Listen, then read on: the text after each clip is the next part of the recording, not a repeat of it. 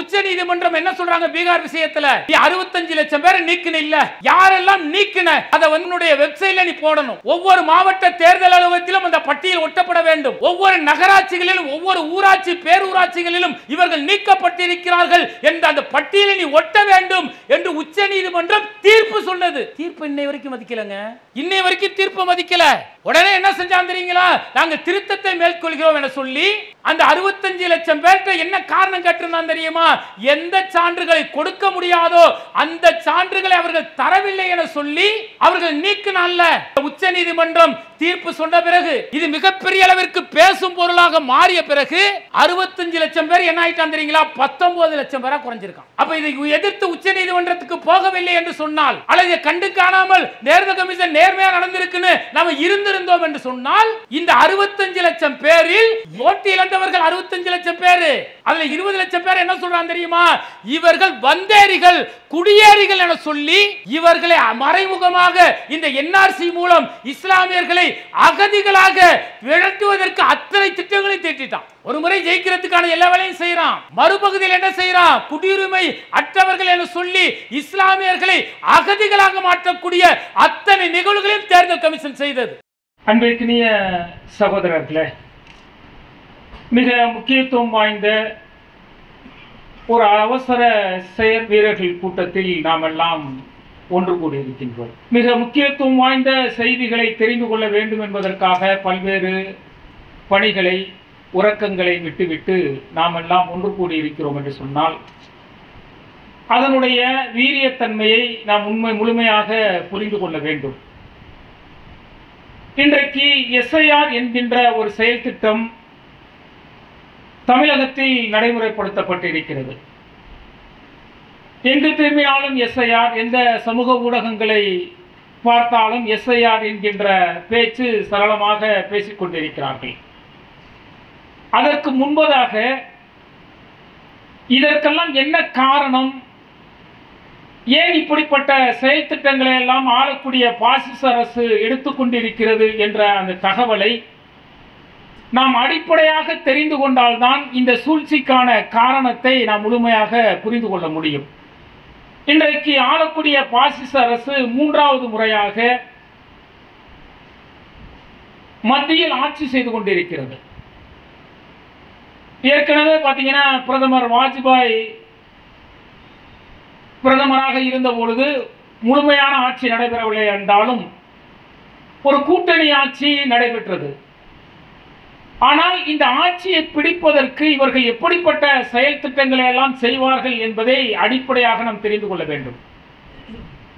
இன்றைக்கு உலகத்தில் மிகப்பெரிய வல்லரசாக அமெரிக்கா இருக்கிறது என்று சொன்னால், இந்த அமெரிக்கா 2025 வல்லரசாக இருக்க வேண்டும் என்பதை என்றைக்கு அவர்கள் திட்டமிடுகிறார்கள் என்றால் 1925 திட்டமிட்டுட்டாங்க.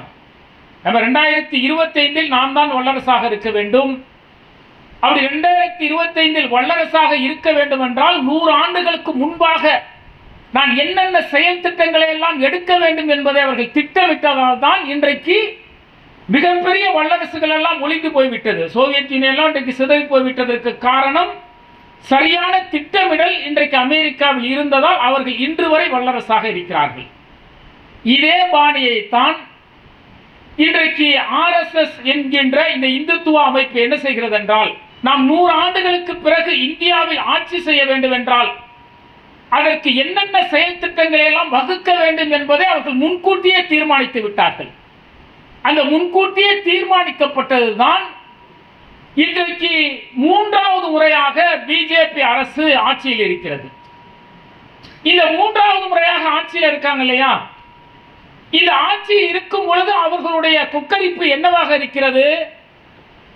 2040 வரை பிஜேபியை இந்திய அரசிலிருந்து அசைக்க முடியாது, நாங்கள் தான் ஆட்சி செய்வோம், அதற்கான அத்தனை செயல் திட்டங்களை நாங்கள் எடுத்து விட்டோம் என்று உள்துறை அமைச்சர் முதல் அந்த கட்சியின் முக்கிய தலைவர்கள் வரை சொல்லிக் கொண்டிருக்கிறார்கள். எப்படி இந்த அளவிற்கு அவர்கள் உறுதியாக சொல்கிறார்கள் என்று சொன்னால் அந்த அளவிற்கு அவர்களுடைய செயல் திட்டங்கள் என்பது இன்றைக்கு நாடு முழுவதும் நடைமுறைப்படுத்தப்பட்டு விட்டது.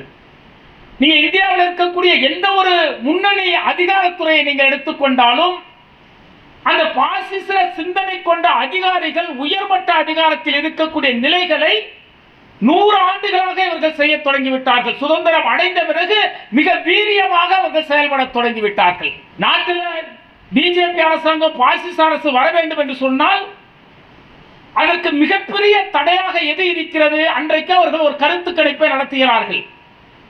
நாட்டில் இருக்கக்கூடிய 540 நாடாளுமன்ற தொகுதிகளில் நாடு முழுவதும் 135 நாடாளுமன்ற தொகுதிகளில் யார் வெற்றியை நிர்ணயிக்கிறார்கள் என்றால், இந்தியாவில் இருக்கக்கூடிய இஸ்லாமியர்களுடைய விகிதாச்சாரத்தின் அடிப்படையில், மக்கள் தொகையின் அடிப்படையில் 138 நாடாளுமன்ற தொகுதிகளை நிர்ணயம் செய்யக்கூடியவர்கள் இஸ்லாமியர்கள். ஒரு தொகுதியில் ஒரு 40,000 ஓட்டு இருக்கிறது என்றால் அந்த இஸ்லாமியர்கள் யாருக்கு வாக்களிக்கிறார்களோ அவர்கள் தான் வெற்றி பெறுவார்கள் என்பது கடந்த 50 ஆண்டுகளாக இருக்கக்கூடிய வரலாறு. ஆனால் இவர்கள் என்ன செய்கிறார்கள்? ஒரு 138 இடத்தை சிறுபான்மையினர்கள் நிர்ணயிக்கிறார்கள். அவர் சிறுபான்மையினர்கள் பாசிசத்திற்கு எதிரானவர்கள், நம்மை ஆட்சிக்கு வரக்கூடாது என்று நினைக்கக்கூடியவர்கள். அவர்கள் வெற்றியை நிர்ணயிப்பது மட்டுமல்ல, அவர்கள் இவர்கள் வரக்கூடாது என்பதற்காக மக்களிடத்தில் பிரச்சாரம் செய்தால் இந்த சதவீதம் அதிகரிக்கும். அப்ப நம்ம என்ன செய்யணும்? இந்த 138 தொகுதிகளை குறைப்பதற்கு என்னென்ன செய்ய வேண்டுமோ அந்தந்த செயல் திட்டங்களை எல்லாம் செய்ய வேண்டும் என்பதற்கு திட்டமிட்டு செயல்பட தொடங்கினார்கள். முதல் முறையாக ஆட்சிக்கு வந்த பொழுதே என்ன செய்கிறார்கள்? இது 3வது முறையில் முதல்ல வந்தாங்களே, அப்ப என்ன செய்யறாங்க அப்படின்னா, நாடு முழுவதும் தொகுதி சீரமைப்பு, நாடாளுமன்ற தொகுதி சீரமைப்பு என்று ஒன்றை கொண்டு வருகிறார்கள். என்ன தொகுதி சீரமைப்பு அப்படின்னா, அந்த தேர்தல் ஆணையத்தை வைத்துக் கொண்டுதான் அவர்கள் செய்தார்கள்.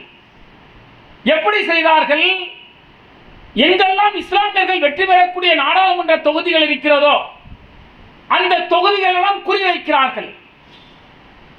உதாரணத்துக்கு ஒரு தொகுதியில் ஒரு 40,000 ஓட்டு இஸ்லாமியர்கள் ஓட்டு இருக்கிறது என்று சொன்னால் இந்த 40,000 ஓட்டு தான் வெற்றியை நிர்ணயிக்கிறது. அவை இது ஒரு நாடாளுமன்ற தொகுதியில் இருக்கக்கூடாது.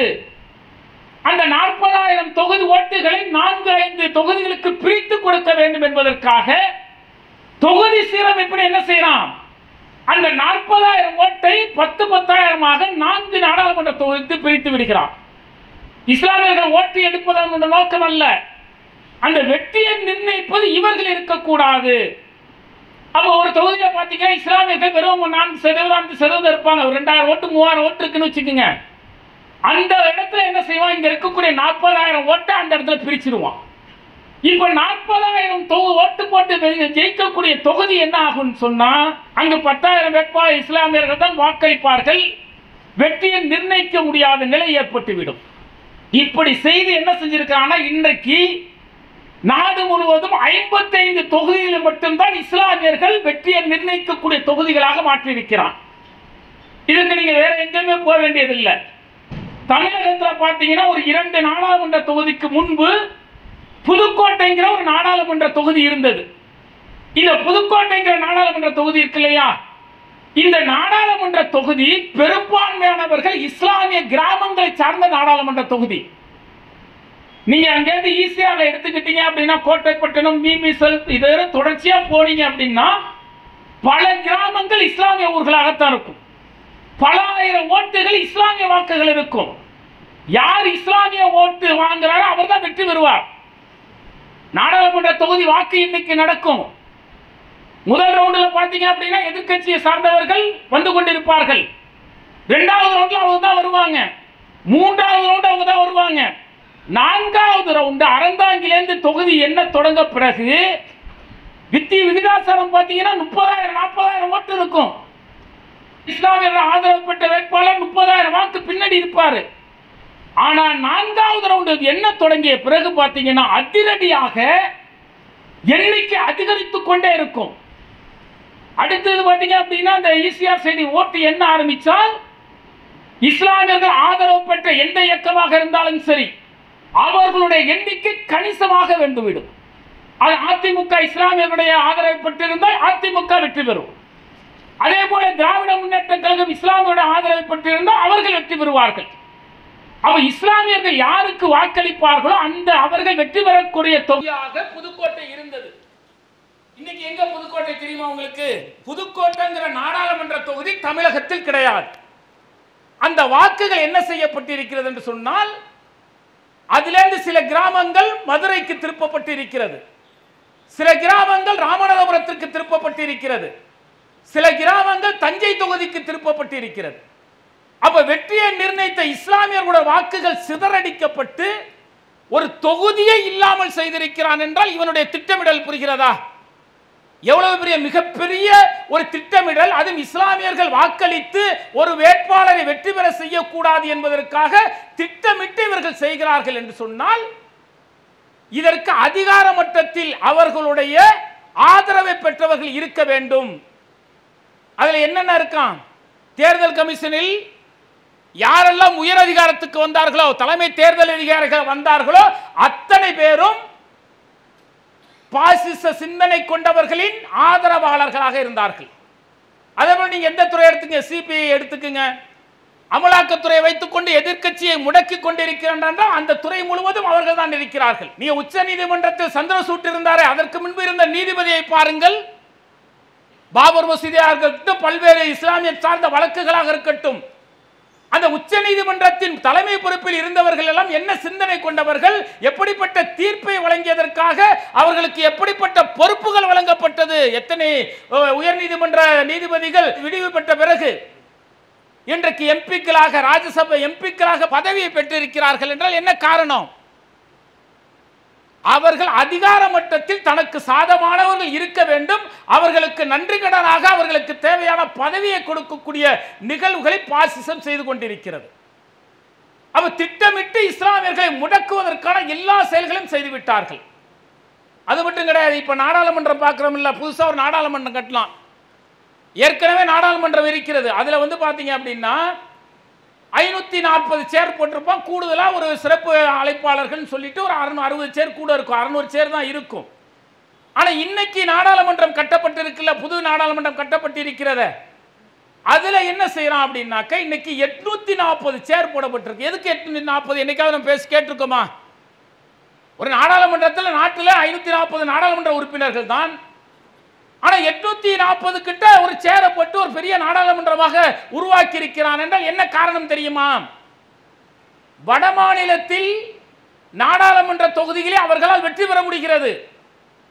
நீங்க தமிழகம், கேரளா, ஆந்திரா, கர்நாடகா போன்ற மாநிலங்களில் எவ்வளவுதான் அவர்கள் போராடினாலும், இங்க இந்த திராவிட சிந்தனை, இன்னொன்று இஸ்லாமிய மாற்று மத மக்களிடத்தில் இருக்கக்கூடிய இணக்கம், கிறிஸ்துவ இந்து மக்களிடத்தில் இருக்கக்கூடிய இணக்கம், அவர்களுடைய இந்த பாசிச சூழ்ச்சி இங்கு வெற்றி பெறவில்லை. அதற்கு என்ன திட்டமிடுகிறான் தெரியுமா? இந்த நாடாளுமன்ற தொகுதிகளில் மக்கள் தொகுதிக்கேற்ப தொகுதிகளை கொடுப்பது. உதாரணத்துக்கு தமிழகத்தில் பாத்தீங்கன்னா 7 கோடி மக்கள் இருக்கிறான், 6 கோடி 36 லட்சம் பேர் இருக்கான் வாக்காளர். அதுக்கு தகுந்த மாதிரி இந்த 40 தொகுதி இருக்கிற 39 தொகுதி, அதை குறைப்பது. ஒரு நாடாளுமன்றத்துக்கு இவ்வளவு வாக்காளர்கள் தான் இருக்க வேண்டும் என குறைப்பது. அவனுக்கு ஆதரவா இருக்கு பாருங்க, அசாம், பீகார், ஊபி போன்ற மாநிலங்கள் இருக்குல்ல, அங்கு நாடாளுமன்ற தொகுதிகளை அதிகரிப்பது. இப்படி தொகுதி சீரமைப்புன்னு சொல்லி என்ன செய்யறான் அப்படின்னா, எங்கெல்லாம் தனக்கு ஆதரவு குறைவாக இருக்கிறதோ அங்கெல்லாம் நாடாளுமன்ற தொகுதிகளை குறைத்து விட்டு, தனக்கு ஆதரவாக இருக்கக்கூடிய மாநிலங்களில் நாடாளுமன்ற தொகுதிகளின் எண்ணிக்கை அதிகப்படுத்துவதன் மூலம் நிரந்தரமாக வெற்றி பெற முடியும். இப்ப இருக்கக்கூடிய 540 800 மாத்த போறான். அதற்கு கடுமையாக திராவிட முன்னேற்ற கழகம் கடுமையாக எதிர்ப்பு தெரிவிக்கிறது. அவன் காரணம் சொல்றான், மக்கள் தொகை அதிகமா இருக்கிறதுனால நாடாளுமன்ற தொகுதியை அதிகப்படுத்தலாங்கிறான். அதுக்கு தமிழக முதல்வருடைய கேள்வி என்ன? சில ஆண்டுகளுக்கு முன்பு மக்கள் தொகை கட்டுப்பாட்டில் முதன்மையாக மாநிலமாக தமிழகம் இருக்கிறது என சொல்லி பாராட்டினீர்கள், அப்படி இருக்க வேண்டும் என வழிகாட்டினீர்கள். ஆனால் இன்றைக்கு தான் ஆட்சி செய்ய வேண்டும் என்பதற்காக சூழ்ச்சியின் காரணமாக தமிழகத்தில் மக்கள் தொகை குறைவாக இருக்கிறார்கள், வாக்களிப்பவர்கள் குறைவாக இருக்கிறார்கள் என்று சொல்லி நாடாளுமன்ற தொகுதியை குறைப்பதற்கு நீங்கள் திட்டமிடுகிறீர்கள் என்று எதிர்க்கட்சியெல்லாம் கடுமையாக குற்றம் சாட்டிக் கொண்டிருக்கிறது. நோக்கம் புரியுதா? 540 இருந்தால் 140 150 தொகுதி ஜெயிக்க முடியாது. 840 மாற்றினால் தனக்கு ஆதரவான மாநிலங்களில் பல நாடாளுமன்ற வேட்பாளர்களை வெற்றி பெற செய்து விடலாம் என்பதற்காக திட்டமிட்டு நாடாளுமன்ற தொகுதிகளை அதிகரிக்க தொடங்கி விட்டார்கள் என்றால் இவர்களுடைய சூழ்ச்சியை புரிஞ்சுக்கணும். இவன் என்ன நினைக்கிறான், 20 ஆண்டுகள் இன்னொரு 40-50 ஆண்டுகள் இந்தியாவை ஆட்சி செய்து விட்டால் ஒட்டுமொத்தமாக இந்து தேசமாக இதை மாற்றிவிடலாம், இங்க இருக்கக்கூடிய இஸ்லாமியர்களும் கிறிஸ்தவர்களும் இரண்டாம் தரப்பு மக்களாக நடத்திவிடலாம் என்கின்ற எண்ணத்தில் இப்படிப்பட்ட செயல் திட்டங்களை செய்கிறார்கள்.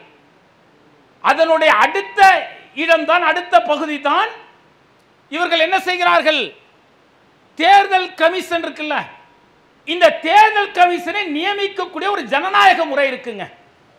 அது என்ன ஜனநாயக முறை என்று சொன்னால், நாடு சுதந்திரம் பெற்றதிலிருந்து தேர்தல் கமிஷன் என்பது எந்தவித அச்சமுமின்றி சுதந்திரமாக ஜனநாயகமாக செயல்படக்கூடிய ஒரு அமைப்பு. ஏன், அவர்கள் தேர்தலை நடத்த வேண்டும், அவர்கள் நடுநிலையாக தேர்தலை நடத்தி ஜனநாயக ரீதியாக மக்கள் யாரை தேர்ந்தெடுக்கிறார்களோ அவர்களை ஆட்சியில் அமர வைக்கக்கூடிய அத்தனை வழிகாட்டுதல்கள் தேர்தல் கமிஷன் செய்யணும். அப்ப இவர்கள் அரசியலுக்கு அப்பாற்பட்டு கருத்து வேறுபாடு இல்லாமல் நடுநிலையாக இருக்க வேண்டும் என்பதற்காக அரசியல் சாசன சட்டம் என்ன செய்யறது தெரியுமா, இந்த தேர்தல் கமிஷனராக இருக்கக்கூடியவரை 3 நபர்கள் தேர்வு செய்யலாம் என்று அரசியல் சாசன சட்டம் வழிவகுக்கிறது. யார் யார் தேர்வு செய்யலாம், 3 பேரில் நாட்டில் பிரதமர் ஒருவர், இரண்டாவது யார் தெரியுமா, எதிர்க்கட்சி தலைவராக இருக்கக்கூடியவர், மூன்றாவது யார் என்று சொன்னால் நாட்டின் உச்ச நீதிமன்றத்தின் நீதிபதி. இந்த 3 நபர்களும் சேர்ந்து அடுத்த தேர்தல் தலைமை அதிகாரி யார், தலைமை தேர்தல் கமிஷனர் யார் என்று தேர்வு செய்ய வேண்டும். இதுதான் அரசியல் சாசன சட்டம் வகுத்திருக்கக்கூடிய உரிமை. இவன் என்ன செஞ்சான் தெரியுங்களா, சென்ற முறை சந்திரசூட் நீதிபதியாக இருந்தார்ல, அப்போது என்ன செய்கிறான் என்று சொன்னால், இவன் பலமிக்க அதிகாரத்தில் இருந்தான். சென்ற முறை நாடாளுமன்ற வேட்பாளர்கள் வெற்றி பெற்றவர்கள் அதிகம் பலமிக்கவர்களாக இருந்தார்கள் நாடாளுமன்றத்தில். அப்ப என்ன செய்கிறார்கள், அந்த 3 நபர்கள் யார் 2 பேர் வாக்களிக்கிறார்களோ அவர்கள் தான் தேர்தல் கமிஷனராக வர முடியும், தலைமை தேர்தல் கமிஷனாக. அப்போது இவர்கள் என்ன செய்கிறார்கள், அவசரமாக ஒரு சட்ட திருத்தத்தை கொண்டு வருகிறார்கள். அந்த 3 நபர்களில் பிரதமர் ஒருவர் இருப்பாராம், இரண்டாவதாக எதிர்க்கட்சி தலைவர் இருப்பாராம், மூன்றாவதாக அந்த வெற்றியை நிர்ணயிக்கக்கூடிய வேட்பாளர் தேர்வாளர்களாக உச்சநீதிமன்ற நீதிபதி இருந்தாரே அவரை எடுத்துட்டு என்ன பண்றான், ஆளும் கட்சியை சேர்ந்த ஒருவர் இருக்கலாம் என ஒரு சட்ட திருத்தத்தை நாடாளுமன்றத்தில் கொண்டு வந்து அதற்கு இங்க இருக்கக்கூடிய அதிமுக போன்ற கட்சிகள் ஜால்ரா அடித்ததன் விளைவாக அந்த உச்ச நீதிமன்றத்தின் அந்த அதிகாரம் பறிக்கப்பட்டு 3வது நபரை பிரதமரை நியமிக்கலாம் என திருத்தம் கொண்டு வருகிறார்கள். அப்படி திருத்தம் கொண்டு வந்து என்ன செய்தார்கள், 3வது நபராக அந்த தேர்தல் கமிஷனை தேர்வு செய்யக்கூடியவர் யாராக இருந்தார் என்று சொன்னால் அமித்ஷாவாக இருந்தார். இப்ப இந்த 2 பேர் வாக்களிக்கிறவங்க தான் ஜெயிக்க முடியும். அப்ப யார் தேர்தல் கமிஷனா வந்து வரணும், இவர்கள் யாரை கையை காட்டுகிறார்களோ அவர்தான் தலைமை தேர்தல் கமிஷனாக வர முடியும். ஏன் தேர்தல் கமிஷனராக வர முடியும், கொண்டு வர வேண்டும் என்று சொன்னால் அதுதான் இப்ப எஸ்ஐஆர்.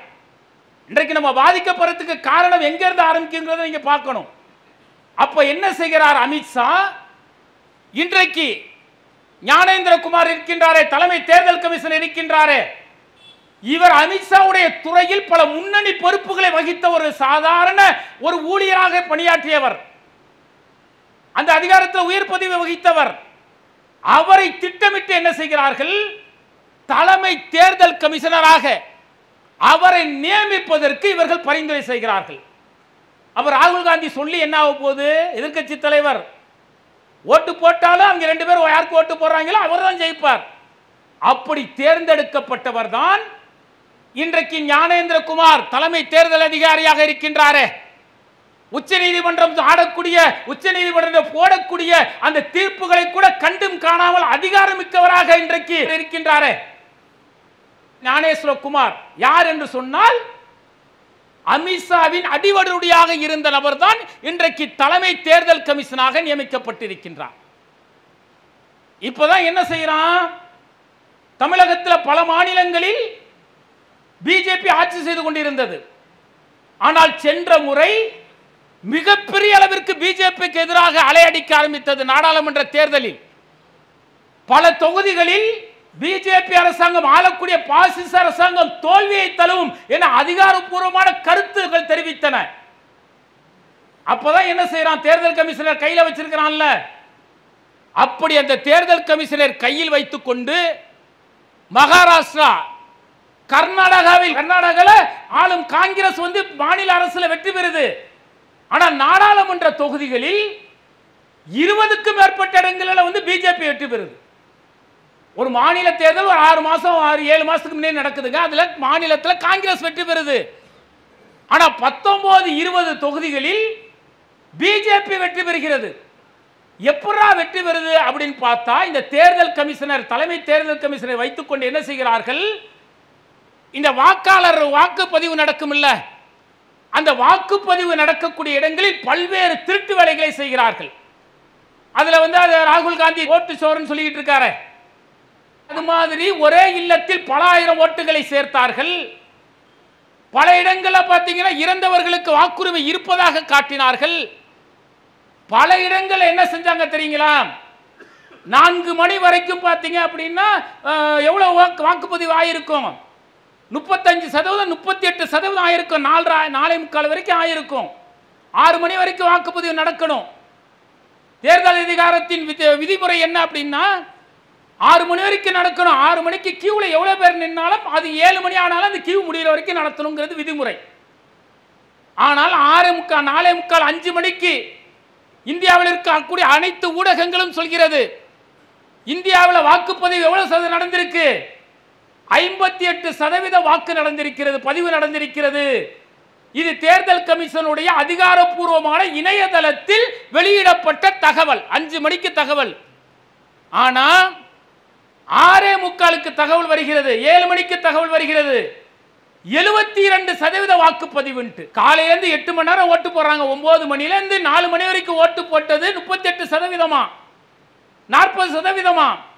ஆனா கடைசி 1 மணி நேரத்தில் சுமார் 30%, 32% வாக்குப்பதிவானது அப்படின்னு சொல்லி 72% வாக்குப்பதிவானது என்று சொல்லி தேர்தல் கமிஷன் அன்றைக்கு வாக்குப்பதிவை வெளியிடுகிறது என்று சொன்னால், இந்த 2 மணி நேரத்தில் என்ன பண்றான், கடைசி நேரத்தில் உதாரணத்துக்கு நீங்க வாக்குவளிக்கு போவோம்ல, இப்படி பூத் ஏஜென்ட் உட்கார்ந்து இருப்பாங்க. இந்த பூத் ஏஜென்ட்ல திமுகவை சார்ந்த இருப்பார், எல்லா கட்சியும் சார்ந்தவங்க இருப்பாங்க. இவர் வேட்பாளர் கிடையாது, அந்த பகுதியில் இருக்கக்கூடிய பூத் ஏஜென்ட் உட்கார வச்சிருப்பாங்க. என்ன பண்ணுவாங்க தெரியுங்களா, கடைசி நேரத்தில் ஒரு இன்னொரு 40% ஓட்டு போடணும்னு வச்சுக்கோங்க. ஒரு எதிர்கட்சியை சார்ந்த பிஜேபிக்கு எதிராக இருக்கக்கூடியவர் அங்கு பூத் ஏஜென்டா இருப்பார். ஆயிரக்கணக்கு லட்சக்கணக்கான ரூபாய் கொடுப்பது. அவன் எவ்வளவுதான் கட்சிக்கு உழைச்சா கூட அவர் சம்பாதிக்க முடியாது. அந்த நேரத்தில் என்ன பண்ணுவாங்கன்னு வச்சுக்கோங்களேன், லட்சக்கணக்கான ரூபாயை கொடுத்து விட்டு அவனுடைய ஆதரவோடு யார் எதிர்க்கட்சியாக இருக்கின்றானோ நேர்மையா இருக்க செய்ய முடியாது. பல பூத்துகளில் இவர்களை விலை பேசி என்ன செய்வான், அடுத்த நிமிஷம் பார்த்தீங்கன்னா அந்த 2 மணி நேரத்தில் பல ஆயிரம் ஓட்டுகள் பதிவாகும். இப்படி பதிவாகித்தான் 83 நாடாளுமன்ற தொகுதிகளில் இறுதி கட்டத்தில் இவர்கள் வாக்கு பெற்று தனி மெஜாரிட்டிக்கு மைனாரிட்டி தானே 80 தொகுதிகள் இவர்கள் அதிகமாக பெற்றதை இப்படித்தான் என்பதை இன்றைக்கு தெல்ல தெளிவாக அந்த வாக்கு நடந்ததை நேரத்தை வைத்து சொல்கிறார்கள். எப்படி சொல்றான், வாக்கு வாயால சொல்லிட்டு போறானா, கிடையாது. எதிர்க்கட்சி எல்லாம் கடுமையான கேள்வி எழுப்புகிறார்கள். நீ ஓட்டு போட உள்ள வர்றவங்க ஓட்டு போட்டு வெளியில போற வரைக்கும் சிசிடிவி கேமரா வச்சிருக்கிறார். காலையிலிருந்து 8 மணி நேரத்தில் 38% வாக்கு பதிவானது என்று சொன்னால், நீ கடைசி 1 மணி நேரத்தில் மீதி 32% வாக்கு பதிவானது என்றால் அதனுடைய ஃபுட்டேஜை வெளியீடு, சிசிடிவி கேமராவுடைய பதிவை வெளியீடு என்று இன்றைக்கு அனைத்து கட்சிகளும் சொல்கிறார்கள். ஆனா ஒரு ஜனநாயக நாட்டில் ஜனநாயகத்தை தேர்வு செய்யக்கூடிய ஒரு தேர்தல் கமிஷன் என்ன சொல்கிறது தெரியுமா, இறுதி வரை அந்த வாக்காளர் பதிவு செய்யப்பட்ட அந்த நேரத்தில் பதிவு செய்யப்பட்ட அந்த வீடியோவை வெளியிட முடியாது என்று சொல்லி இன்று வரை மறுத்து வருகிறார்கள். அது மட்டும் சொல்லல, இன்னொன்னையும் கேட்கிறாங்க, ஓட்டில் நம்ம மிஷின் அழுத்தினா அப்படியே கட்சியில் ஓட்டு விழுவுது. ஆனா ஒவ்வொரு இடத்துல விவிபி பேடுன்னு ஒன்று வச்சிருப்பான். நீங்க ஓட்டு அழுத்தினீங்கன்னு வச்சுக்கோங்க, நம்ம உதாரணத்துக்கு ஒரு தென்னை மரத்துக்கு ஓட்டு போறோம்னு வச்சுக்கோங்க, அந்த தென்னை மரம் சின்ன உள்ள விழுவும். இப்படி எல்லா இடத்துல இந்த விவிபேட் வைக்கணும்னு சொல்லி உயர்நீதிமன்றத்திற்கு போய் போராடுகிறார்கள். உயர்நீதிமன்ற தேர்தல் கமிஷன் சொல்லக்கூடியதை ஏத்துக்கிட்டு அது எப்படி நான் 540 நாடாளுமன்ற தொகுதியில் அது எப்படி வைக்க முடியும், அது பெரிய வைக்க முடியாதுங்கிறான். சரி, மாடலுக்கு வச்சிருக்கல, எல்லா தொகுதியிலும் அந்த விவிபேட் இருக்காதீங்க, ஒரு குறிப்பிட்ட இடங்களை வச்சிருக்கிறான். சரி, அந்த எண்ணு நான் வச்சிருக்க இடத்துல எத்தனை ஓட்டு சீட்டு விழுந்துச்சு உள்ள, அதையும் பதிவான ஓட்டு இருக்க அதையும் கம்பேர் பண்ணி பார்ப்போம் எடுடான்னு சொன்னா அதற்கும் தேர்தல் கமிஷன் ஒத்துழைக்கல. அவன் எவ்வளவு பெரிய மோசடி செய்யறான். உச்ச நீதிமன்றத்தில் போய் கேட்கிறான், உச்ச நீதிமன்றத்தில் நீதி கிடைக்கவில்லை. எல்லா உச்ச நீதிமன்ற நீதிபதிகளுடைய கருத்துக்களும் தகவல் நீங்க வரக்கூடிய செய்திகளை பாருங்களா, ஆரம்பத்தில் பார்த்தீங்கன்னா நீதி கிடைக்க போகிறது என்ற நம்பிக்கை இருக்கும். அப்படியே மக்கள்கிட்ட கொஞ்சம் அப்படி தளர்ந்து போன பிறகு அது ஆப்போசிட் அப்படியே இருக்கும். பீகார்ல அப்படிதானே நடந்துச்சு. 4 நாளில் நீ அந்த வெப்சைட்ல விடணும், யாரெல்லாம் நீக்கின, அவர்களுடைய பெயர்கள் என்ன, இறந்தவர்கள் நீக்கினாயா, இவர்களுக்கு ஆதாரம் இல்லைன்னு நீக்கினாயா, எல்லாவற்றையும் நீ வெப்சைட்ல போடணும்னு சொன்னா 4 நாட்கள்ல. நீங்க இணையதளத்தில் போய் பார்த்தீங்கன்னா ஹைகோர்ட் தீர்ப்புல இருக்கும், சுப்ரீம் கோர்ட் தீர்ப்புல இருக்கும். இன்னைய வரைக்கும் அந்த தீர்ப்பு இன்னைக்கு நடைமுறைப்படுத்திருக்கான தேர்தல் கமிஷன் கொடுக்கல. கண்டெம்ப்ட் ஆஃப் கோர்ட்னு போறாங்க, கோர்ட் நீதி சொல்லல, அந்த வழக்கு நிலுவையில் கிடக்கு. அப்ப இன்றைக்கு தேர்தல் கமிஷனே ஒட்டுமொத்தமாக மக்களுடைய உரிமையை பறிக்கக்கூடிய அநியாயத்தை செய்கிறது. அந்த அநியாயத்திற்கு எதிராக நீதிமன்றத்தில் போய் நம்ம நீதி கேட்க போனோம்னா நீதி கிடப்பில் போடப்படுகிறது. காலதாமதமாக வந்த நீதி என்ன கிடைக்கும்? 65 லட்சம் ஓட்டை பறிச்சுட்ட, ஏன் பறிச்சேன்னு கேட்டு பதில் சொல்லி இருந்தா தமிழகத்தில் எஸ்ஐஆர் நடக்காது. எஸ்ஐஆர் எப்படி நடக்க வேண்டும் என்று உச்ச நீதிமன்றம் தீர்ப்பு சொல்லி இருக்கும். ஆனால் உச்ச நீதிமன்றம் சொல்லியும் அந்த 65 லட்சம் நபர்களை ஏன் நீக்கினார்கள், யார் நீக்கப்பட்டார்கள் என்பதை தேர்தல் கமிஷன் வெளியிட வேண்டிய அவசியம் இல்லை என்று சொல்லி இன்று வரை வெளியிடாமல் இருக்கிறார்களே, அதனுடைய பாதிப்பு தமிழகத்தில் இருக்கு. இன்னைக்கு ஒரு மாநிலத்தில் உச்ச நீதிமன்றம் கடுமையாக கண்டிச்சுல, அது இன்னும் வெளியிடலையா, ஏன் வெளியிடல அப்படின்னு சொல்லி அந்த தேர்தல் கமிஷனை நீக்கக்கூடிய உரிமை இருக்கிறது உச்ச நீதிமன்றத்திற்கு. ஆனா நடவடிக்கை எடுக்கல. கவாய் என்ன பண்ணுவாரு, முடிஞ்சு போச்சு. அடுத்து வரக்கூடிய நீதிபதி என்ன செய்வார்? அவ வரக்கூடிய நீதிபதி எப்படி தீர்ப்பு சொல்லுவார்? அதுக்குள்ள பல மாநிலங்களில் ஒரு வருஷத்துல 12 மாநிலத்தில் எஸ்ஐஆர் நடத்திடுவான். அப்ப இன்றைக்கு தேர்தல் கமிஷனை வைத்துக்கொண்டு அத்தனை மோசடி வேலைகளையும் இன்றைக்கு ஆளக்கூடிய பாசிச அரசு செய்கிறது. தப்பிச்சுக்கிறான். தேர்தல் கமிஷன் தனி சுதந்திரமானது, அதற்கும் எங்களுக்கும் சம்பந்தம் இல்லை என இன்றைக்கு ஆளக்கூடிய அரசு ஒதுங்கி கொண்டு இருக்கிறது. எல்லாத்தையும் பழி வாங்கின மாதிரி அமைதியா இருக்கிறானுங்க, பதிலே சொல்லலையங்க, அடுக்கடுக்கான குற்றச்சாட்டுகளை சொல்கின்றாரே. ஒரு ஐயக்கத்தனம் பாருங்களேன். உதாரணத்துக்கு கர்நாடகாவில் ஒரு தொகுதிங்க, நாடாளுமன்ற தொகுதிங்க, அங்க பாத்தீங்கன்னா 1,500,000 ஓட்டு அதிகமாயிருக்கு. இந்த 1,500,000 ஓட்டு எப்படி அதிகமானுச்சு? அந்த ஓட்டு லிஸ்ட்டை கொடுன்னு கேட்கிறான் தேர்தல் கமிஷன்ல காங்கிரஸ் சார்ந்தவர்கள். அவன் என்ன செய்யறான் தெரியுங்களா? ஒரு இன்னைக்கு என்ன கம்ப்யூட்டர் எடுத்து சொல்றான்ல, டிஜிட்டல் இந்தியான்னு சொல்றான்ல, எல்லாமே டிஜிட்டல் மயங்கிறான், பணமே இருக்கக்கூடாதுங்கிறான், பணமே பேப்பராகவே இருக்கக்கூடாது, எல்லாமே டிஜிட்டலாக மாற்றுங்கிறான். எல்லாமே டிஜிட்டல் மயம் சொல்கிறவன் அந்த தொகுதியில் போய் கேட்குறாங்க, ஏன்னா எவ்வளோ பேர் வாக்களித்தாங்க, இந்த இவங்களுடைய லிஸ்டெல்லாம் கொடு, நாங்கள் செக் பண்ணணுங்கிறான். உச்ச நீதிமன்றத்துக்கு போய் தான் அந்த ஆர்டரை வாங்க முடிஞ்சு. கொடுத்தான், எப்படி கொடுத்தான் தெரியுங்களா? 7 அடி உயரத்துக்கு பிரிண்ட் அவுட்டாக கொடுக்குறாங்க. அந்த பிரிண்ட் அவுட்டையும் படிக்க முடியாது, அப்படி பிரிண்ட் அவுட்டா கொடுக்குறான்னு. என்ன டிஜிட்டல்? ஏன்னா ஒரு கம்ப்யூட்டரில் போட்டு ஒருத்தர் காதர்னே இருக்காரா, இந்த தொகுதி வார்டில் இவருக்கு வாக்கு இருக்கா இல்லையா அப்படின்னு உடனே செக் பண்ற ஒரு நிமிஷ வேலையை 7 அடி உயரத்துக்கு பேப்பர் பிரிண்ட் அவுட் மட்டுமே இருக்கு. அதில் அவனுக்கு கண்டுபிடிச்சு தான் 1 லட்சம் ஓட்டு திருடி இருக்காங்கிறத இன்னைக்கு காங்கிரஸ் நிரூபிச்சிருக்கான். அப்ப எந்த அளவிற்கு தேர்தல் கமிஷன் அயோக்கியத்தனம் செய்கிறார்கள் என்பதை தெரிந்து கொள்ள வேண்டும். அப்ப இவன் என்ன செய்யறான்னா, இஸ்லாமியர்களுடைய வாக்குகள் வெற்றியை நிர்ணயிக்க கூடாதுன்னு தொகுதியை பிரிச்சான். மாநிலத்திலும் என்ன செய்யறான், பிரிக்க முடியல. நீங்க சட்டமன்ற தொகுதியிலெல்லாம் பிரிக்க முடியாது, எப்படி பார்த்தாலும் 10,000 ஓட்டு இஸ்லாமியர் ஓட்டு வந்துடும். அப்ப பிரிக்க முடியாது. அப்ப என்ன செய்யறான் அப்படின்னா, 2 விதத்தை எடுக்கிறான். அந்த ஒரு கல்லில் 2 மாங்காய்ன்னு சொல்லுவாங்களா, அது மாதிரி சிஏஏ நடைமுறைப்படுத்திட்டான். ஆனா என்ஆர்சியை கொண்டு வரவில்லை. மக்களுடைய குடியுரிமையை மக்களிடத்தில் கேட்கக்கூடாது கடுமையான போராட்டங்கள் எதிர்ப்பு நடந்ததனால் அந்த என்ஆர்சி கிடப்பில் கிடக்கிறது. இதை மறைமுகமாக என்ன செய்கின்றான், தேர்தல் கமிஷனை வைத்துக் கொண்டு எஸ்ஐஆர் என்கின்ற இந்த தேர்தல் சிறப்பு சீர்திருத்தத்தை நடைமுறைப்படுத்துகின்றான். பல்வேறு மாநிலங்களில் அவன் செய்யல. 2002 2005 நடந்தது. அதன் பிறகு பார்த்தீங்கன்னா ஒவ்வொரு ஆண்டும் என்ன நடக்கும் அப்படின்னா, நம்ம வீட்டில் ஒருத்தர் 18 வயசு அடைஞ்சிட்டா வச்சுங்க, தேர்தல் கமிஷனில் போய் நம்ம கடிதம் கொடுத்தோன்னு வச்சுக்கோங்க, கலெக்டர் ஆஃபீஸில் நம்முடைய ஓட்டை சேர்த்துருவான். உள்ளாட்சி தேர்தல் வருதுன்னா தேர்தல் வார்டு கவுன்சிலர் வருவார், எங்கள் அப்பா செத்து போயிட்டாருன்னா தேர்தல் நிற்கிறோம். இது வழக்கமாக நடக்கக்கூடியதுங்க. இது எஸ்எஸ்ஆர்னு சொல்லுவாங்க, ஸ்பெஷல் ரிவிஷன். இது வந்து நடந்துக்கிட்டே இருக்கு வழக்கம் போல. இப்போ இவன் என்ன செய்கிறான், மாநிலங்களில் வந்து ஆட்சி முடிஞ்சு மீண்டும் வரக்கூடிய வாய்ப்பு இல்லை அரசு, பாசிச அரசுக்கு. அப்போ இஸ்லாமியர்களுடைய வாக்குகளை, அதே போல தலித்துகளுடைய வாக்குகள், தலித்தெல்லாம் அவனுக்கு ஆப்போசிட்டா இருக்கிறான். அப்போ அப்படிப்பட்ட வாக்குகள், தனக்கு யாரெல்லாம் வாக்களிக்க மாட்டார்களோ அவர்களுடைய வாக்குரிமை பறிப்பதற்கு ஒரு கடுமையான சட்டத்தை கொண்டு வருகின்றான். அதுதான் எஸ்ஐஆருங்கிறான், சிறப்பு சீர்திருத்தம்ங்கிறான்.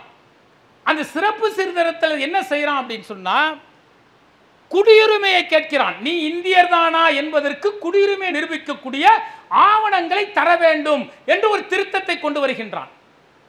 அப்பதான் உச்ச நீதிமன்றத்துக்கு போறாங்க.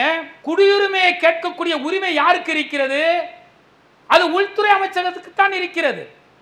உள்துறை அமைச்சகம் தான் அமித்ஷாக்கு கீழே இருக்கக்கூடிய அதிகாரம் தான் என்ன செய்யணும், தனியா அதுக்காக மக்களை சந்தித்து நீ இந்தியன் தானா என்பதற்கு உன்னிடத்தில் என்ன ஆவணங்கள் இருக்கிறது என்பதை கேட்க வேண்டும். ஆனா இவன் என்ன செய்யறான், இந்த எலெக்ஷனை மையமாக வைத்து, எலெக்ஷனை காரணமாக வைத்து, அந்த மகுதியில் பீகார்ல ஒவ்வொரு இடத்துல என்ன செய்யறான், குடியுரிமை நிரூபிக்கக்கூடிய ஆவணங்களை கொடுக்க வேண்டும்ங்கிறான். தமிழகத்திலும் அங்களும் உள்ள இந்த வித்தியாசத்தை நீங்கள் புரிந்து கொள்ள வேண்டும்.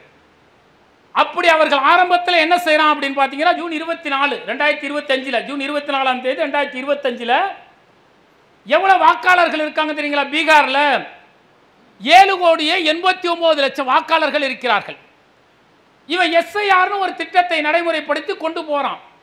அப்ப ஆரம்பத்தில் பெரிய அளவிற்கு விழிப்புணர்வு இல்லை. ஏதோ மக்கள் தொகை கணக்கெடுப்பு நடத்துறான், தேர்தல் அதிகாரிகள் வந்து சந்திக்கிறாங்க, வாக்குரிமை பற்றி அவர்கள் கேட்கிறார்கள் என்று மக்கள் நினைத்தார்கள். அப்படி நினைத்தது அவன் ஒரு மாசம் முழுவதும் எஸ்ஐஆர்ங்கிற நடைமுறைப்படுத்தினாங்க. அப்படி நடத்திய பிறகு ஆகஸ்ட் 24ஆம் தேதி என்ன செய்கின்றான், எவ்வளவு பேர் பீகார்ல வாக்குரிமை பெற்றிருக்கிறார்கள் என்ற செய்தியை வெளியிடுகின்றான். 7,89,00,000 இருந்தது. ஆகஸ்ட் ஒரு மாசம் கழிச்சு எவ்வளவு சொல்றான் தெரியுங்களா, 7,24,00,000. 65 வாக்காளர்கள் அவர்கள் வாக்களிக்கக்கூடிய உரிமையை இழந்து விட்டார்கள் அப்படின்னு சொல்றான். அப்படி சொல்லிட்டு அவன் சொல்லக்கூடிய காரணம் என்ன தெரியுமா, இந்த பீகார் வங்காளதேசத்துக்கு நேபாள் போன்ற எல்லைகளை ஒட்டிய பகுதியாக இருக்கிறது. பல நாடுகளில் இருந்து அகதிகளாக இங்கு வந்து விட்டார்கள். இவர்கள் எல்லாம் இந்தியாவிற்கு வந்த குடியேறிகள், இவர்கள் வாக்குரிமை அற்றவர்கள் என்று சொல்லி 65 லட்சம் பேரை நாங்கள் நீக்கி இருக்கிறோம் என்று சொல்லி அவர்கள் அறிக்கையை வெளியிடுகிறார்கள். தேர்தல் கமிஷனுடைய அறிக்கை அதுதான். அப்பதான் எதிர்க்கட்சி எல்லாம் கடுமையான கோபம் அடைகிறார்கள். யாரடா நீ போய் கேட்ட, யாரை போய் சந்தித்தா என்று சொல்லி தமிழகத்தில் இருக்கக்கூடிய சமூக ஊடகங்கள் என்ன பண்றான் தெரியுங்களா, பீகாருக்கு போறான். 65 லட்சம் பேருங்கிறது சாதாரணமாக கிடையாது. எப்படி நீக்கிறான் சொல்லி ஒவ்வொரு மக்களையும் சந்தித்து, இல்லங்களை சந்தித்து, தேர்தல் கமிஷன் வந்ததா, உங்களிடத்தில் என்ன கேட்டார்கள் என்று கேட்டால் எங்களை அவங்க வந்து பார்க்கவே இல்லைங்கிறான். எங்கள்கிட்ட தேர்தல் கமிஷனே வரல, எங்களுடைய ஓட்டுகளை பறித்து விட்டார்கள், நாங்கள் ஓட்டு போட முடியாதுங்கிறான். நாங்க பரம்பரை இந்த நாட்டை சார்ந்தவர்களுங்க, எங்களுடைய ஓட்டுரிமை பறிக்கப்பட்டிருக்கிறது முஸ்லீம் சொல்றான், தலித்து சொல்றான், யாரெல்லாம் பாசிசத்துக்கு எதிராக வாக்களிப்பார்களோ அவர்கள் எல்லாம் சொல்கிறார்கள். அப்போதுதான் எதிர்க்கட்சிகள் அவர்கள் என்ன செய்கிறார்கள், கையில் எடுத்து மிகப்பெரிய போராட்டத்தை அறிவிக்கிறார்கள். உச்ச நீதிமன்றத்துக்கு போகிறார்கள். எப்படி நீ 65 லட்சம் பேர் நீக்கின, அதற்கு ஆதாரத்தை கொடு. தேர்தல் அரசியல் சாசன சட்டம் என்ன சொல்கிறது, தேர்தல் கமிஷன் வந்து ஒருவரை நீக்குவதாக இருந்தால், உதாரணத்துக்கு இந்த சகோதரன் நீக்கிறாருன்னு வச்சுக்கோங்க, நான் தேர்தல் கமிஷன் அதிகாரி, நினைச்ச மாத்திரத்தை நீக்க முடியாது. அவரை கூப்பிட்டு அவர்கிட்ட கேட்கணும், நீங்க கொடுக்கக்கூடிய ஆதாரம் ஏற்கத்தக்கதாக இல்லை, ஏன் உங்களுடைய வாக்குரிமை நான் பறிக்க கூடாதுன்னு நோட்டீஸ் அனுப்பணும். ஒருத்தரை நீக்கினா கூட அதான் சட்டம். அப்படி நான் நோட்டீஸ் அனுப்ப அவர் என்ன செய்வாரு, இல்லைங்களா இந்திய குடிமகன் தான், என்னுடைய தாத்தா இருந்தாரு, என்னுடைய பாட்னார் இருந்தாரு, எங்க அப்பா இங்கே தான் இருந்தாரு, நான் இந்தியன் என்பதுக்கு இவ்வளவு ஆவணங்கள் இருக்குன்னு கொடுக்கணும். அப்படி கொடுக்காத பட்சத்தில் தான் ஒருத்தரையே நீக்க முடியும். ஆனா இவன் அதிரடியா 65 லட்சம் பேரை நீக்கிறான். அப்படின்னா எப்படி நீக்கினார்கள் என்கின்ற கேள்வி நாடுல இல்ல, உலக நாடுகள் முழுவதும் பரவுகிறது. என்னடா வெற்றியை வந்து 65 லட்சம்ங்கிறது சாதாரணமா நினைக்கிறோம். 65 லட்சம்ங்கிறது எவ்வளவு பெரிய வெற்றியை நிர்ணயிக்கக்கூடிய ஓட்டு தெரியுமா? இப்படி அநியாயமாக நீக்கப்பட்டார்கள். அப்ப சில நீதிபதிகள் இடத்துல நீதி எதிர்பார்த்து போகும் பொழுது உச்ச நீதிமன்றம் என்ன சொல்றாங்க? பீகார் விஷயத்துல நீ 65 லட்சம் பேரை நீக்கின இல்ல, யாரெல்லாம் நீக்கின அதை என்ன செய்யணும்? உன்னுடைய வெப்சைட்ல நீ போடணும். ஒவ்வொரு மாவட்ட தேர்தல் அலுவலகத்திலும் அந்த பட்டியல் ஒட்டப்பட வேண்டும். ஒவ்வொரு நகராட்சிகளிலும் ஒவ்வொரு ஊராட்சி பேரூராட்சிகளிலும் இவர்கள் நீக்கப்பட்டிருக்கிறார்கள் என்ற அந்த பட்டியலை நீ ஒட்ட வேண்டும் என்று உச்ச நீதிமன்றம் தீர்ப்பு சொன்னது. தீர்ப்பு இன்னை வரைக்கும் மதிக்கலங்க. இன்னை வரைக்கும் தீர்ப்பு மதிக்கல. உடனே என்ன செஞ்சாங்க தெரியுங்களா? நாங்கள் திருத்தத்தை மேற்கொள்கிறோம் என சொல்லி அந்த 65 லட்சம் பேர்கிட்ட என்ன காரணம் கேட்டிருந்தான் தெரியுமா? எந்த சான்றுகளை கொடுக்க முடியாதோ அந்த சான்றுகளை அவர்கள் தரவில்லை என சொல்லி அவர்கள் நீக்கினால. இப்ப என்ன செஞ்சிருக்கிறான்? இந்த உச்ச நீதிமன்றம் தீர்ப்பு சொன்ன பிறகு இது மிகப்பெரிய அளவிற்கு பேசும் பொருளாக மாறிய பிறகு 65 லட்சம் பேர் என்ன ஆயிட்டான் தெரியுங்களா? 19 லட்சம் பேரா குறைஞ்சிருக்கான். அப்ப இதை எதிர்த்து உச்ச நீதிமன்றத்துக்கு போகவில்லை என்று சொன்னால், அல்லது கண்டு காணாமல் தேர்தல் கமிஷன் நேர்மையா நடந்திருக்குன்னு நாம இருந்திருந்தோம் என்று சொன்னால், இந்த 65 லட்சம் பேரில் ஓட்டு இழந்தவர்கள் 65 லட்சம் பேரு, அதுல 20 லட்சம் பேர் என்ன சொல்றாங்க தெரியுமா? இவர்கள் வந்தேரிகள், குடியேறிகள் என சொல்லி இவர்களை மறைமுகமாக இந்த என்ஆர்சி மூலம் இஸ்லாமியர்களை அகதிகளாக விரட்டுவதற்கு அத்தனை திட்டங்களை தீட்டிட்டான். ஒரு முறை ஜெயிக்கிறதுக்கான எல்லா வேலையும் செய்யறான். மறுபகுதியில் என்ன செய்யறான்? குடியுரிமை அற்றவர்கள் என சொல்லி இஸ்லாமியர்களை அகதிகளாக மாற்றக்கூடிய அத்தனை நிகழ்வுகளையும் தேர்தல் கமிஷன் செய்தது. இதை எதிர்த்து கடுமையான நீதிமன்றத்துக்கு போன பிறகு அங்கு மிகப்பெரிய பேரணிகளை எதிர்க்கட்சியை சார்ந்தவர்கள் நடத்திய பிறகு ஒண்ணுமே செய்ய முடியல. அதன் பிறகுதான் என்ன செஞ்சான்? நீ எந்த ஆவணத்தை கொடு, ஆதார் கார்டு நீதான கொடுத்த, அதை எப்பரா நீ ஏத்துக்காம இருக்க முடியும்னு உச்ச நீதிமன்றம் சொன்ன பிறகு கூட அப்பயும் ஆதார் கார்டை ஆதாரமா எடுத்துக்கல. நான் கேட்ட 11 இதுல இதையும் நீ சேர்த்து கொடுத்தா அதையும் ஆதாரமா எடுத்துக்கொள்கிறோம் என சொல்லி இன்றைக்கு 19 லட்சம் பேர்களை மட்டும் வாக்குரிமை அற்றவர்களான மாத்திருக்கிறான். அப்படின்னா இவருடைய மோசடி புரியுதா? 65 லட்சம் பேர் இந்த எலெக்ஷனுக்கு, இன்னைக்கு எலெக்ஷன் நடந்திருக்குங்க பீகார்ல, இது கோர்ட்ல போய் தீர்ப்பு வாங்கல, பிரச்சனை பெருசாக நடைபெற என்று சொன்னால் இந்த 65 லட்சம் பேர் வாக்களிச்சிருக்க மாட்டாங்க. பல லட்சம் பேர் இஸ்லாமியர்கள் இந்திய குடிமக்கள் என்கின்ற உரிமையை இழந்திருப்பார்கள்.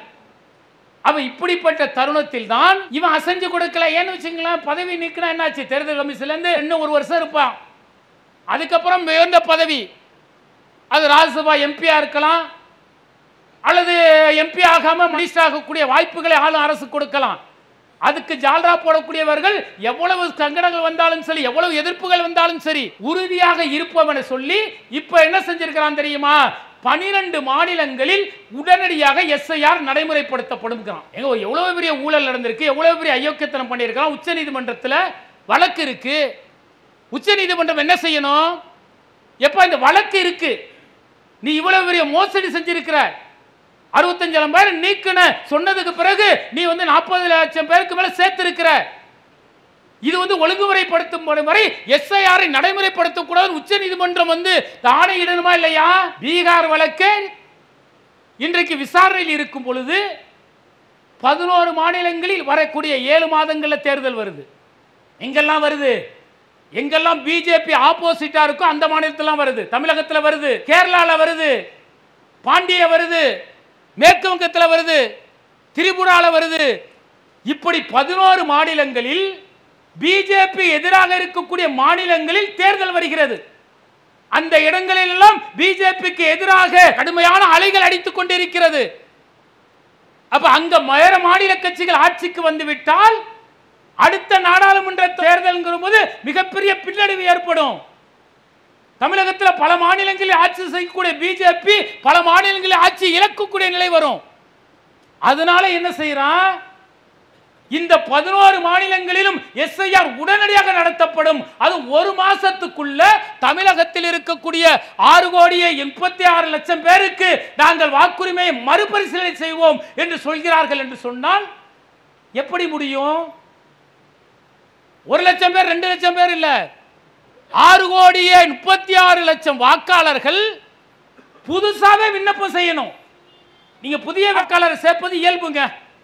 புதுசா ஒரு தொகுதிக்கு ஒரு 10,000 பேர் சேர்றாங்கன்னு வச்சுக்க, இயல்பா சேர்த்தரலாம். நீ ஒரு சட்டமன்ற தொகுதியில 3 லட்சம் ஓட்டு இருக்குன்னா அந்த 3 லட்சம் மக்களையும் சந்தித்து நீ விண்ணப்பத்தை பெற்று அதை பரிசீலித்து அதன் பிறகு நான் இறுதி வாக்காளர் பட்டியலை விடுவேன் சொன்னான்னா இந்த ஒரு மாசத்துல 7,39 லட்சம் மக்களின் வாக்காளர் விண்ணப்பத்தை பெற்று சரி காண முடியுமா? சரி காண முடியாது. இங்க தமிழகத்தில் என்ன நடக்குது தெரியுமா? இந்த பீகாரில் நடந்த பிரச்சனை மிகப்பெரிய அளவிற்கு தேர்தல் கமிஷனுக்கு கடுமையான மன உளைச்சலையும் அசிங்கத்தையும் ஏற்படுத்தி இருக்கிறது. பீகாரில் நீக்கிறது போல தமிழகத்தில் நீப்பதற்கு அவர்கள் முயற்சி எடுத்தார்கள். ஆனால் இந்த பிரச்சனை பெரிதான பிறகு இப்ப என்ன செஞ்சிருக்கான் தெரியுமா? அங்க வந்து பாத்தீங்கன்னா 11 ஆவணங்கள் சொன்னாங்க. 11 ஆவணங்கள் கொடுத்தால்தான் நீங்கள் வாக்காளர் என்பதை நிரூபிக்க முடியும். அது யாராக இருந்தாலும் சரி. நீங்க இன்னைக்கு 18 வயசா இருந்தாலும் அந்த 11 வாக்கு இதுல வந்து ஒன்னு கொடுக்கணும். உங்களுக்கு 50 வயசாகி உன்னோட பார்ட்னர் இந்தியாவில் இருந்தாலும் சரி, நாம் கேட்கக்கூடிய 11 ஆவணங்களில் ஒன்றை தர வேண்டும் என்று அங்கு பீகார்ல சொன்னான். இங்க இந்த பிரச்சனை பெரிதான பிறகு என்ன சொல்லிட்டான் தெரியுமா? இந்த ஆவணங்களில் எதுவும் தர வேண்டாம். இந்த 11 ஆவணங்கள் இருக்குல்ல, இந்த 11 ஆவணங்களில் முதல் முறையாக உங்களிடத்தில் வருகிறோமே, அப்போது நீங்கள் எந்த ஆவணத்தையும் தர வேண்டாம். நாங்கள் கொடுக்கக்கூடிய விண்ணப்பத்தை நீங்கள் பூர்த்தி செய்து தர வேண்டும் என்று சொல்லியிருக்கின்றான். இது கொஞ்சம் ஆறுதலான விஷயம். ஏன் அப்படின்னா அவன் கேட்கக்கூடிய 11 ஆவணங்கள் இருக்குல்ல, எங்க அப்பாவோட பர்த் சர்டிஃபிகேட் கேட்டால் நான் எங்கே போய் வாங்குறது? எங்க அம்மாவோட பர்த் சர்டிஃபிகேட் கேட்குறேன், எங்க அம்மா படிக்கவே இல்லை, எங்க அம்மா ஒரே ஓட்டு போட்டாங்களாம். அது எம்ஜிஆர் இல்லை, சிவாஜி ஏதோ கட்சி ஆரம்பிச்சாராம், அப்போ ஓட்டு போட்டாங்க. அந்த ஓட்டை தவிர அவங்க ஓட்டு போட்டதே கிடையாது. எங்க போய் தேடுறது? அப்போ அவன் கேட்ட லிஸ்டில் அது மாதிரியான வாகன வாசி இதெல்லாம் இருந்துச்சு. மத்திய அரசாங்கத்தில் ஊழியராக இருந்தால் அடையாள அட்டை வேணும். யார் மத்திய அரசாங்கத்தில் ஊழியராக இருக்க போறோம்? அல்லது மத்திய மாநில அரசாங்கம் உங்களுக்கு இடம் கொடுத்திருந்தால் அதற்கான நகல் பத்திரம் இருக்கும், இல்லை அரசு கொடுத்தது நிலம்னு, அதுக்கான ஆவணம் கொடுக்கணும்னு முடியாத விஷயத்தை சொன்னான் பீகார்ல. ஆனா தமிழகத்தில் என்ன செஞ்சிருக்கிறான்னா அப்படி எந்த விதையும் கேட்கல. நீங்க முதல் முறையாக கொடுக்கும் பொழுது விண்ணப்பத்தை நீங்கள் பூர்த்தி செய்து கொடுத்தால் போதும்னு சொல்லி இருக்கிறான். அந்த விண்ணப்பத்தில் என்னென்ன இருக்கும் அப்படிங்கிறத நீங்க கவனிக்கணுங்க. இந்த ஃபார்மை நம்ம ஃபில்அப் பண்ணி தர்றோம். சரி, இதுல என்னங்க பெரிய நெருக்கடி வந்த போது ஃபார்மை கொடுத்துறோம் அப்படின்னு சொல்றோம் இல்லையா? இந்த ஃபார்மை நம்ம முறையா ஃபில்அப் பண்ணி தர்றது, அடுத்தது நம்ம வீட்டில் இருக்கக்கூடியவர்கள் எல்லாருக்கும் ஃபார்ம் வந்துருச்சா அப்படிங்கிறது உறுதிப்படுத்துறதுல நம்ம விஷயம் இருக்கு. ஒரு பிஎல்ஓ வர்றான், நம்மள்கிட்ட வந்து எல்லாத்தையும் பதிவு செஞ்சுப்போ அவன் கொடுக்கலன்னா என்ன ஆகிறது? அல்லது நம்ம வந்து அலட்சியமாக இருந்துடுறோம். அப்போ ஆல்ரெடி நம்ம வந்து அலட்சியமாக இருந்துடுறோம் அப்படின்னா நம்முடைய பேர் ஆட்டோமேட்டிக்காக அந்த ஃபார்ம் வராதனால என்ன செய்வான்? ஃபார்ம் வரலன்னு சொல்லி பேரை எடுத்து விட்டுருவான். அப்போ நம்ம யாரெல்லாம் வாக்காளர்கள்னு உறுதியாக தெரிகிறதோ அது முதல் கட்டம் இதுதான். அந்த விண்ணப்பத்தை பூர்த்தி செய்து தரணும். இதை பொறுத்த வரைக்கும் நம்முடைய மக்கள்கிட்ட என்ன அப்படின்னா, இந்தியாவில் 100% வாக்கு பதிவாகுதா? எவ்வளோ பதிவாகுதுன்னா, கள்ள ஓட்டு இல்லாமல் பார்த்தீங்கன்னா 52% தான் வாக்கு பதிவாகுது. 20% கள்ள ஓட்டு போடுறான், மீதி 30% ஓட்டு இல்லை. இந்த 30% ஓட்டு எங்கே இருக்குன்னா, பெரும்பான்மையான இஸ்லாமியர்கள் வெளிநாடுகளில் இருப்பது, பெரும்பான்மையான இஸ்லாமியர்கள் வாக்களிப்பதில் ஆர்வம் இல்லாமல் இருப்பது. இங்கே உட்கார்ந்துருக்கிறோம்ல, இதில் எத்தனை பேர் வந்து எல்லா தேர்தலும் ஓட்டு போட்டிருக்கோன்னு கேளுங்களேன். என்னடா இங்கே திருட்டு போயிருங்க, ஏன்டா ஓட்டு போடணும்னு நினச்சவங்க இருக்கிறோம். அது மாதிரி பலர் இருக்கிறோம். அப்படி நம்ம வாக்கு போடுறது என்ன அவசியம் இல்லைன்னு அலட்சியமாக இருந்துட்டோம்னா இதுலேருந்து நம்மளோட லிஸ்ட் நீக்கப்பட்டும். அப்போ நம்ம என்ன செய்யணும்னா, இந்த ஃபார்மில் முதல் கட்டமாக யாருக்கெல்லாம் வாக்களித்து இருக்கிறோமோ அவர்களுக்குள்ள ஃபார்ம் தான் இது, புதிய வாக்காளர்களுக்கு அல்ல. இதை நம்ம ஃபில்அப் பண்ணி செஞ்சு கொடுத்து முறையாக கொடுத்துருக்கிறோமா என்பதை நான் பார்த்துக்கணுங்க. இது முதல் கட்ட விஷயங்க. இது வந்து அட்ரஸ் கன்ஃபார்மாக ஒரே வீட்டில் தான் இருந்திருப்போம், நமக்கு இந்த ஆதாரங்கள் இருக்கும், இதன் அடிப்படையில் இருக்கக்கூடிய விஷயம். இரண்டாவது இருக்கு, பெரும்பாலும் எல்லாருக்கும் சொந்த வீடு கிடையாது, வாடகை வீட்டில் இருந்திருப்போம். போன தேர்தலில் வந்து ஒரு தெருவில் இருந்திருப்போம், இந்த தேர்தலில் வீடு மாறி வந்திருப்போம். இப்போ அந்த பிஎல்ஓ அதிகாரி வர்றாருல, இப்போ வர்றாரு, காதர்பாய் இந்த இடத்துல இருந்தாருன்னு எனக்கு ஃபார்ம் இருக்கு, அவர் இல்லை. இப்போ இவர் என்ன செய்வார்னா, இந்த ஃபார்ம் கொடுக்க மாட்டார், நீங்கள் வந்து கேட்டாலும் கொடுக்க மாட்டார். இப்போ என்ன செய்வாருன்னு சொன்னால், இதை வந்து நீங்கள் திருத்தம் செய்யும் பொழுது தான் நீங்கள் இதை ஃபில்அப் பண்ணி தரணும்னு சொல்லுவார். அதில் 2 விதம் இருக்கிறது. என்ன அப்படின்னா, தொகுதி மாறி இருக்குன்னு வச்சுக்கோங்க. இப்போ ஒருத்தர் மதுரையில் இருக்கவர், மதுரை தொகுதியிலே இருந்தால் வரக்கூடிய பிஎல்ஓக்கிட்ட நான் இந்த தொகுதியை சார்ந்தவன் தான், வீடு தான் மாறி இருக்கேன்னு ஃபில்அப் பண்ணி கொடுக்கலாம் அப்படிங்கிற ஒரு ஆப்ஷன் வச்சிருக்கிறான். அப்படி சில அதிகாரிகள் மறுத்தால் இரண்டாவது சீர்திருத்தத்தின் பொழுது, ரெண்டாவது இருக்கு இல்லையா, அது வந்து ஃபார்ம் 8 இருக்கு, அதில் எழுதி கொடுக்கணும்னு ஒரு ரூல்ஸ் இருக்குது. அது எப்படின்னா, இந்த முதல் ஒரு மாதம், இந்த டிசம்பர் 4க்கு பிறகு ஃபில்அப் பண்ணி தண்ணி இருக்கிறது. இப்போ வந்து அட்ரஸ் மாறி இருக்கிறோம் அப்படின்னா, ஒரே தொகுதியில் மாறி இருக்கிறோம்னா அந்த பிஎல்ஓ அக்செப்ட் பண்ணிக்கிட்டா நம்ம அட்ரஸை மாற்றி கொடுக்கலாம்.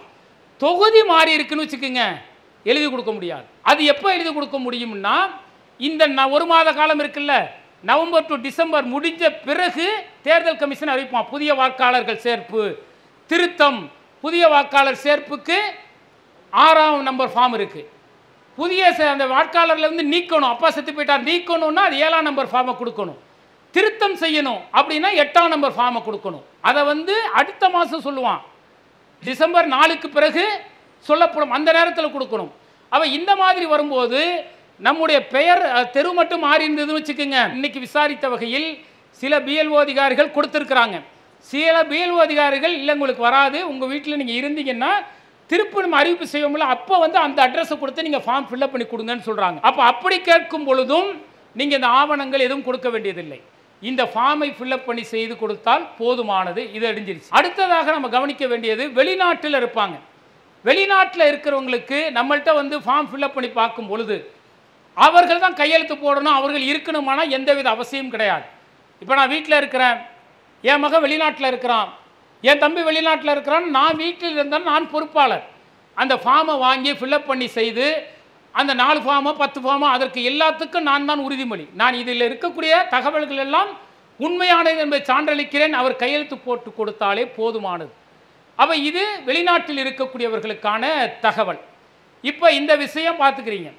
இதில் 2002 2005 நம்முடைய பேர் இருக்கா அப்படிங்கிறது 2 விஷயம் பார்க்கணும்.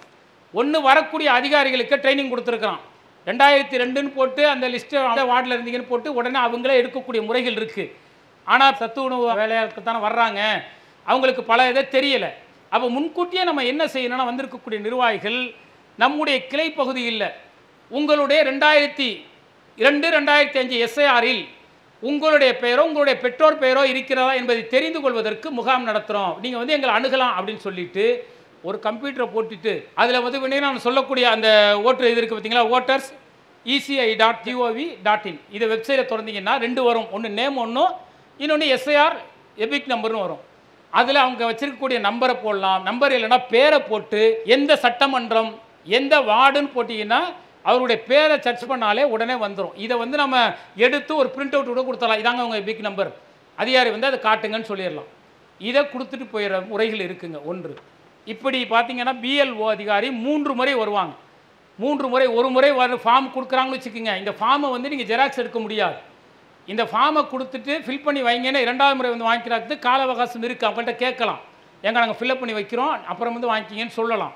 அப்படி நம்ம வாங்கி வச்சுட்டு ஜெராக்ஸ் எடுத்து அதை ஃபில் பண்ணி பார்க்குறது, அல்லது தெரிந்தவரிடத்துல ஜெராக்ஸை ஃபில் பண்ணி பார்த்துட்டு அப்புறம் ஃபில் பண்ணுறது சரியானது. இதில் திருத்தம் செஞ்சிங்கன்னு வச்சுக்கிங்களேன், ஜெராக்ஸ் எடுத்துகிட்டு வேற ஒரு ஃபார்மில் எழுதலாம் அப்படின்னா அது செல்லுபடி ஆகாது. அதனால் ஒரு ஃபார்மை வாங்கினா அதை ஜெராக்ஸ் எடுத்து வச்சு ஃபில் பண்ணி பார்த்து என்னென்ன தகவல் இருக்குது அது 1க்கு 2 முறை உறுதிப்படுத்திய பிறகு அந்த பிஎல்ஓ அதிகாரிகிட்ட கொடுக்கக்கூடிய முறைகளை வச்சுக்கணும். இது ஒரு முறைங்க. அடுத்ததாக இந்த பிஎல்ஓ ஃபார்ம் தரான் இல்லையா, இந்த ஃபார்மில் ஒன்று அவர்களுக்கு ஒன்று நமக்கு, இதுதான் நமக்கு சான்று. அந்த அதிகாரி வாங்கிட்டு போனாங்க அப்படிங்கிறதுக்கு இதுதான் சான்று, கேர்ஃபுல்லாக வச்சுக்கணும். இதை வச்சுக்கிட்டு தான் நம்ம அடுத்தடுத்து முயற்சிகள், ஒன்று ஏதாவது பிரச்சனை வருது அப்படின்னு சொன்னால் இதை வச்சு தான் மூவ் பண்ண முடியும். அதனால் இந்த ஃபார்மை ஃபில்அப் பண்ணி தருவதில் ஒருத்தரும் விடக்கூடாது. அவர் ஓட்டு போகிறாரு, 95 வயசு அம்மாவாக இருக்கிறாங்க, நடக்க முடியாமல் இருக்காரு, அதெல்லாம் பிரச்சனை, அவருடைய பேர் அந்த ஓட்டு லிஸ்ட்டில் சேர்த்தரணும். இதை நம்முடைய கிளை நிர்வாகம் அந்த ஃபார்மை வாங்கிறது, அந்த ஃபார்முக்கு எபிக் நம்பரை எடுத்து கொடுக்குது, இந்த பணியை நீங்கள் செய்து கொடுத்தால் போதும். அல்லது வந்தவர்களிடத்தில் இந்த விழிப்புணர்வை ஏற்படுத்தினால் போதுமானது. இந்த பிரச்சனைக்கு அப்புறம் இந்த விஷயத்தை அவன் தளர்த்தி இருக்கிறதுனால இது கொஞ்சம் இலகுவாக போகிறது. இல்லைன்னா அது மிகப்பெரிய சிக்கலாக நமக்கு முடியும். எல்லா கிளைகளும் விழிப்புணர்வாக செய்யுங்க. இன்ஷால்லா ஒரு ஓட்டு கூட நம்ம இழந்துட கூடாதுங்கிறத கவனமாக இருந்துங்க. அஸ்ஸலாமு அலைக்கும் வரஹ்மத்துல்லாஹி. அல்லாஹு அக்பர், அல்லாஹ்